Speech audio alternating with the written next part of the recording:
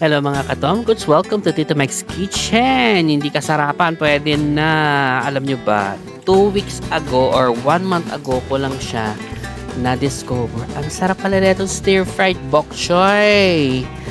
Kasi naman, sa grocery, akala ko pechay yung nadampot ko. Bok choy pala. So, eto na nga.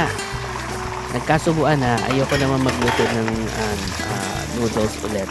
So, eto. Ginisa natin tong magbati pala tayo ng itlog, ganyan, ganyan.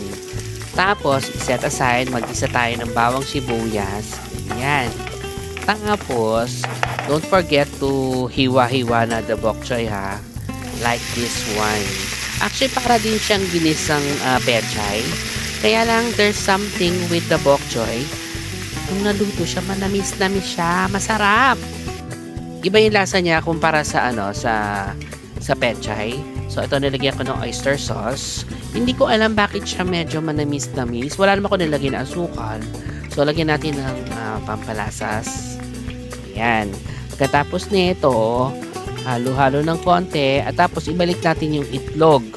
Walang karne ito kundi itlog lang ha. Napaka-healthy nito. Kung gusto niyo pa mas healthier, tanggalin niyo yung maraming oil.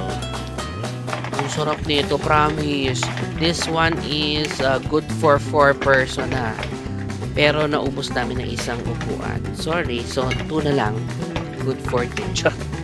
Pero mahal, pwede nyo siya ibigay sa mga anak nyo kasi hindi siya mapait. So, ito na nga oh. Grabe, ang sarap. Promise. Try nyo, ang sarap. Hindi kita lolokohin.